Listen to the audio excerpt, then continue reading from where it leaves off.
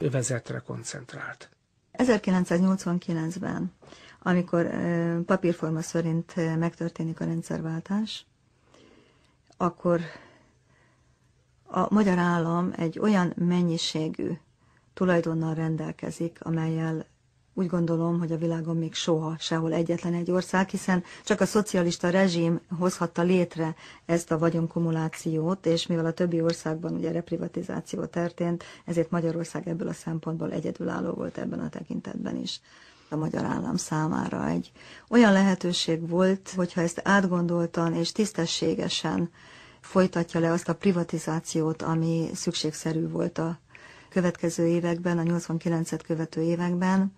Ha nem történik meg ennek a vagyonnak a szétlopása, mint ahogy megtörtént, akkor ma Magyarország nem Közép-Európa, hanem a világ talán egyik leggazdagabb országa. Persze ennek az is feltétele lett volna, hogy a befolyó ellenértékkel felelősségteljesen kellett volna gazdálkodni a kormányoknak.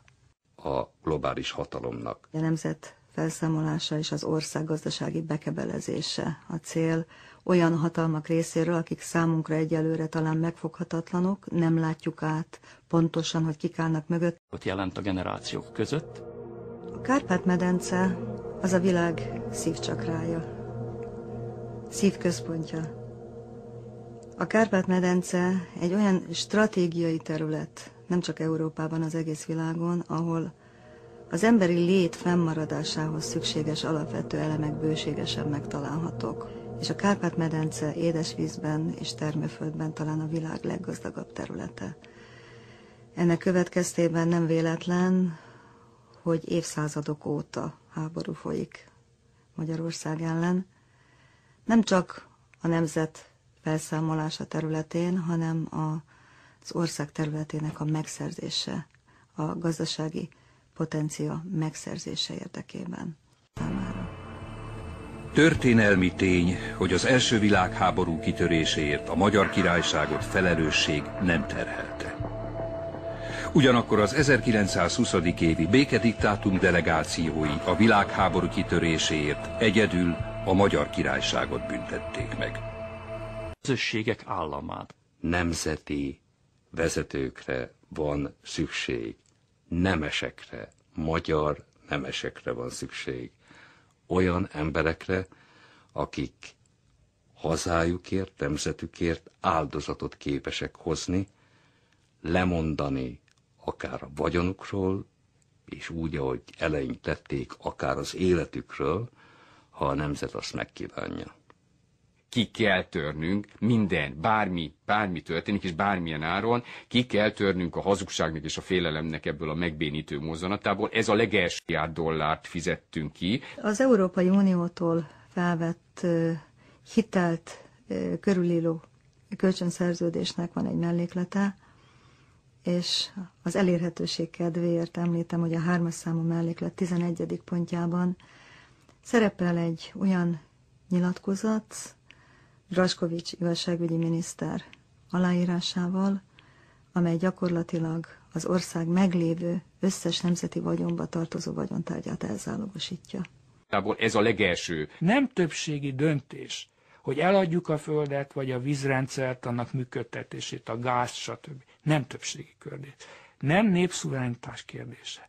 Ezt mi csak gondozásba kaptuk magunk, és mások javára az igazság érvényesítésére az egész világból. Tehát maximum 2 éven belül eldől, hogy a csodálatos aktusát.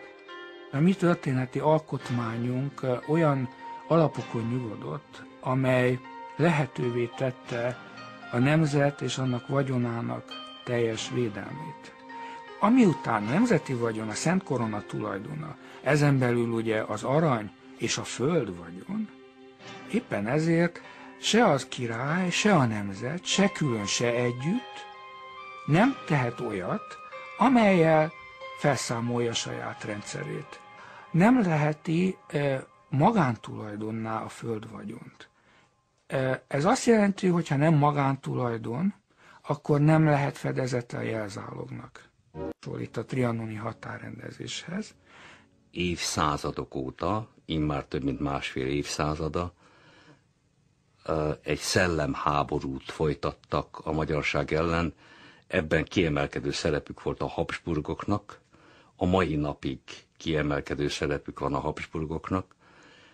A Habsburg pusztítás módszeres és előre elhatározott volt, Hajnautól kezdve Ferenc Józsefen keresztül a legutóbbi Habsburgig, aki ma Európa parlamenti képviselőségre készül.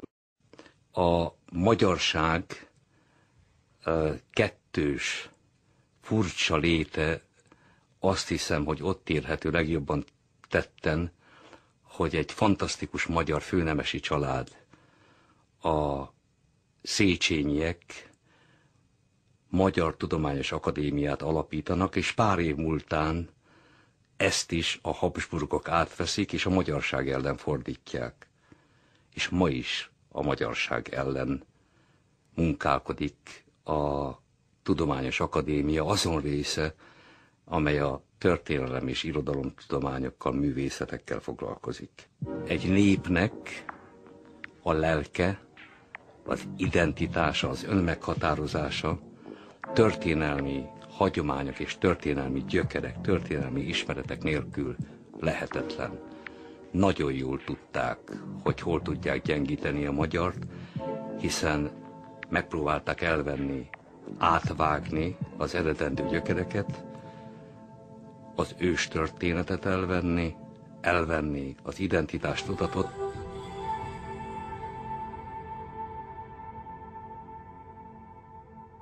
Az emberi közösségek 3 létszinten teremtik újra magukat. A legmélyebb és mindent meghatározó létszint a lelki, erkölcsi és szellemi talapzat. Erre épül rá az adott emberi közösség fizikai teste, amit statisztikailag általában a népesedési, illetve az egészség, a fizikai egészség folyamataival szoktunk megragadni, és csak a harmadik, a legfelsőbb szintje, és a legjelentéktelenebb szintje az, amit gazdaságnak szoktunk nevezni, ami nem más, mint az anyagi szükségleteink, hiszen anyagból is vagyunk, az anyagi szükségleteink kielégítésének a világa. A hagyományos háborúk, mivel alapvetően zsákmányszerző jellegű háborúk voltak, értelemszerűen az anyagi, tehát a legfelsőbb szint, az anyagi javak megszerzésére irányultak, és közben persze pusztították a középső szintet, viszont gyakorlatilag teljesen érintetlenül hagyták a lelki, erkölcsi és szellemi talapzatot. Mások vették a kezébe. A globáló modernitás háborúi hihetetlen gyorsasággal megfordították ezt a logikát, hogy ha először a lelki, erkölcsi és szellemi talapzatot rombolják szét, akkor tulajdonképpen nem is nagyon kell hozzányúlni a fizikai testhez, illetve az anyagi javakhoz, anélkül is zsákmányul lehet a fizikai testet is, és az anyagi javait, a társadalom anyagi javait is zsákmányul lehet megszerezni. Elévülnek. Ez a pusztító világerő, ez a világparazita 3 rendkívül veszélyes megjelenési formát is produkált, és mind a 3 nagyon súlyos mértékben kivette a részét Magyarország felszámolásában. Ez a 3 létkarakter a jakobinus, a bolsevik és a neoliberális globálnyik létkaraktere. Valójában abszolút ugyanarról a dologról van szó, ami összefűzi őket. Ez a világszemlélet és világkifosztási stratégia döntően a hagyomány felszámolására épül. Amikor a bolsevik létkarakter megfogalmazza indulóját, az internacionálét, és minden sorát idézni lehetne persze, de talán a legmegdöbbentőbb, és ami a legmegrendítőbben fejezi ki ezt a közös lényeget, az pontosan az a sokat idézett sor, hogy a múltat végképp eltörölni. Aki képes kimondani ezt a mondatot, és egyetlen pillanatig is komolyan venni, hogy ez lehetséges, az nem csak a lehető legbrutálisabban szembeszegül Istennel és a teremtéssel, az egész szakralitással, hanem egyúttal azt is elhiszi, hogy ezen a nyomvonalon felépíthető egy negatív teremtés, szinte érintetlen. Felszámolnia pedig azért kell az zárt szakrális paraszti társadalmakat, mert az, hogy szakrális, az megbocsáthatatlan bűn, hiszen itt egy deszakralizációs folyamatról van szó. Aki szakrális ugyanis, annak még épp a lelki, erkölcsi és szellemi talapzata, ez pedig megengedhetetlen, mert az épp lelki, erkölcsi és szellemi talapzattal rendelkező emberi közösségekből elég nehéz legyártani tisztesség-nenség szólván a nyálafolyós konzumidióták létkarakterét, tehát az engedelmes, munkaerő és fogyasztóerő állatok gigantikus csordáiból álló társadalomnak látszó tárgyak tömegét, márpedig a világkapitalizmusnak egyébként teljesen logikusan csak ez a karakter a megfelelő, hiszen a profit növelésének lehetősége a 20. század folyamán már egyre inkább a fogyasztás gyorsításából ered. Tehát a 20. Hogy kik voltak azok a kollaboráns elitcsoportok, amelyek szíves örömes, tehát nem is kellett őket különösebben biztatni, hogy ezeket végrehajtsák. Részben azok az értelmiségi elitcsoportok, amelyek a közbeszédet irányították, tehát ha úgy tetszik a véleményvezérek, azok a média személyiségek, akik már mondjuk a 70-es évek végén, 80-as évek elején is ilyen merész reformereknek tűnhettek fel, tehát a szabadság kiharcolásának legfőbb tényezőiként tűntek fel, miközben döntő szerepük volt abban, hogy a legsötétebb hamis tematizáció, hamis értelmezési keret végzetes ketrecébe zárják a magyar társadalmat, folyamatait tekintve is. Amikor az országot a 80-as években, különösen Fekete János a Nemzeti Bank alelnöke működése folytán eladósítottuk, akkor az országban lévő devizatartalék az jó részt külföldiek betétje volt. De ez a betét a Nemzeti Bankban valakié volt, aki szabadon rendelkezett vele. Hát ezeket úgy kell elképzelnünk, hogy ezek a betét elhelyezők pontos politikai céllal tették azt az elhelyezést. Majd kellőképpen benyújtjuk a számlát, és eljött a demokrácia hajnala, éppen hogy elindul a nagyszerű pártok irányította új parlamentáris munka, miközben ők megjelennek és közlik, hát akkor te most, aki megnyerted a választást, MDF, most az ellenzékkel vagy köt szerződést, vagy ebben az országban kőkövön nem marad. Mert mi elviszük a pénzünket, és akkor megnézhetitek magatokat. És akkor az történt, hogy a Magyar Demokrata Fórum az SZDSZ-szel kötött egy paktumot úgy, ahogy ezek a bankárok elvárták, miközben folytak a koalíciós tárgyalások a kisgazdákkal, meg a kereszténydemokratákkal, azokkal nem sikerült megállapodni, az ellenzékkel viszont megállapodtak. Tehát Magyarország kormányzása, azaz parlamentarizmusa abban a pillanatban elvesztette demokratikus jellegét, amikor megalakult. Hogy ilyen háttéralkuk léteztek. Tehát a mai állam nem a történeti állammal jogfolytonos, hanem a diktatúra rendszerével. Na most ezzel azt ismeri el, hogy a korábbi oligarchia, mely törvénytelenül szerezte meg a hatalmat 44 és 49 között, utána, 89-90 után ez most már törvényesnek van elismerve. Na most a probléma az, hogy törvénytelenre lehet-e törvényest alapozni.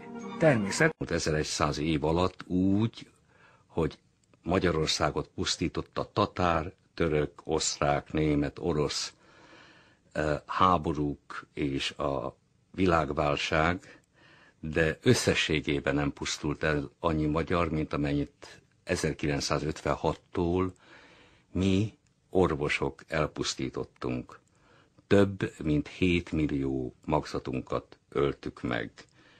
Én ezt tartom a legnagyobb gyalázatnak, hiszen ennél nagyobb bűnt ember önmaga ellen, egy nemzet saját nemzete ellen nem tud elkövetni.